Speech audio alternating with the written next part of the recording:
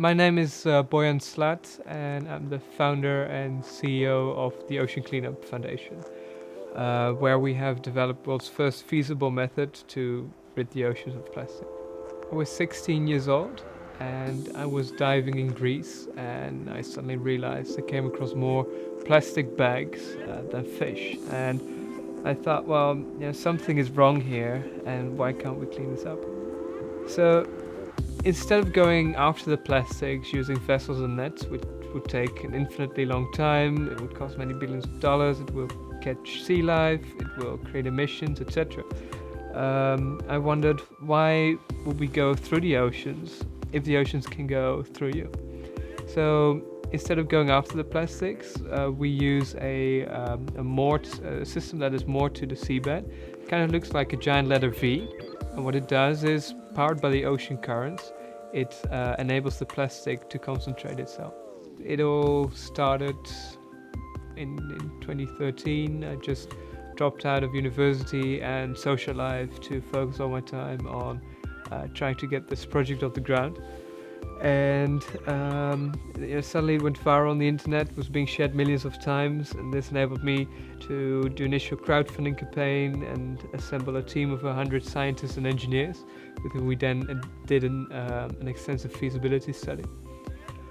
So a year later, in 2014, we successfully published a study confirming that in 10 years' time, with a single system, almost half the Great Pacific Garbage Patch can be cleaned up. After that, we did a new crowdfunding campaign aiming to raise $2 million in 100 days, and 98 days in the campaign, we successfully reached our target, which then enabled us to get started with the pilot phase, in which, through a series of upscale tests, we will prepare the technology for full-scale execution in 3 to 4 years' time. The first deployment in the ocean of this system is scheduled for the first quarter of 2016, in which we will deploy a device of 2 to 3 kilometers in length in the oceans. And although that's only 2 to 3% of the length of the eventual full-scale deployment, it will already be the longest floating structure ever deployed in the oceans. Right now, the best estimates say that there's about 300 million to 500 million kilos of plastic in the oceans combined, and actually a third of that is in this area halfway between Hawaii and California.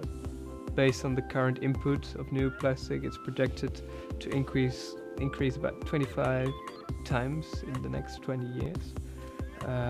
But already plastic pollution is it's damaging ecosystems. Like, there's 700 species being threatened by it. Then there is the economical damage. So at least $13 billion of damage is being caused by plastic in the ocean today. And finally, it also enters the food chain, thereby potentially damaging us. So then we successfully raised this 2.2 million to get started with the pilot phase.